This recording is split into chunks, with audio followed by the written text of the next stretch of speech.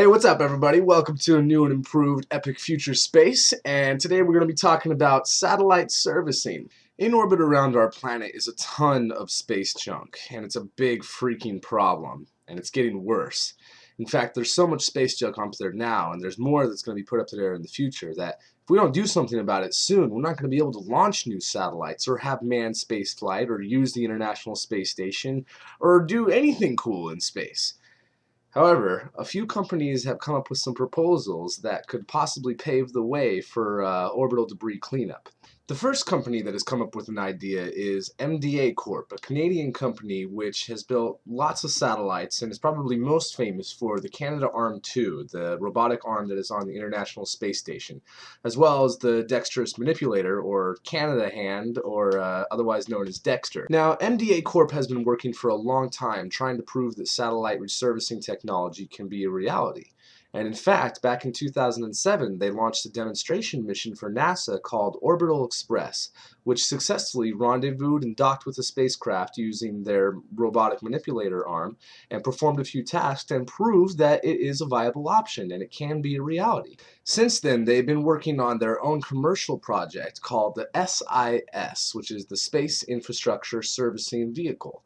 And what's interesting about this vehicle, unlike the Orbital Express, is not only will it be able to dock with the spacecraft using a manipulator arm and have tools on board to conduct repairs, but it will also be able to refuel the spacecraft.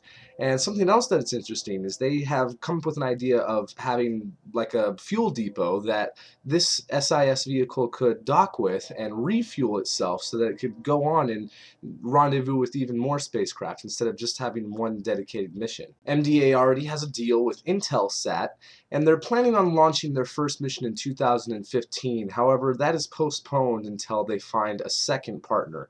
They don't just want Intelsat to be their only customer. They want to find at least one more before they really do this. However, they have proved that the technology is real and they are fully capable of accomplishing this mission. However, they're not alone. They do have some competition. A new joint venture between ATK and US Space called Vivisat has a vehicle that they're planning on making called the Mission Extension Vehicle. It would dock in the same way to a client spacecraft like the SIS would, but instead of transferring fuel to the spacecraft, it would use its own thrusters to boost the spacecraft to a higher orbit and make it usable.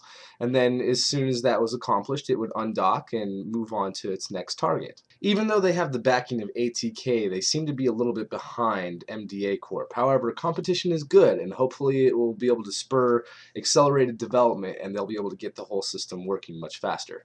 Now, the third and final proposal comes from DARPA, a US government agency, and what they're planning on doing is called the Phoenix program, and it wouldn't just service old satellites, it would salvage old satellites. And this is really what gets me excited, because this is what I've been thinking about for a long time. I mean, even though there's a lot of space junk up there and it's a problem, I think it would be such a waste if it was all destroyed. And that's what really gets me excited about the Phoenix program, is that that's exactly what this is for. Instead of having all these old satellites go to waste, salvage what equipment is still usable on these satellites and then replace what isn't usable with new technology. And a lot of the technology that went into some of these old satellites is so outdated that a new system to replace it would be such a smaller size, as you can see from this video, that it just blows my mind.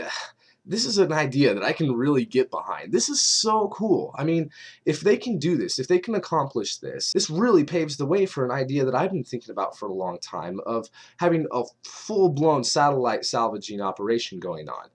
Not only would we, be reusing parts as old satellites that, are still usable, but really doing salvaging just for the raw materials. And there's some satellites up there that are historic, like Explorer 7, for example. It'd be so cool to go up and grab the thing and have like a space station that is like an orbital museum or something like that. Let me know in the comments below what you think about that idea, and also what you think about MDA and DARPA and Vivisat's ideas. This could be potentially really good for us. This could be really cool. So thank you for watching, and don't forget to rate, comment, and subscribe. Thank you very much, and I love you all.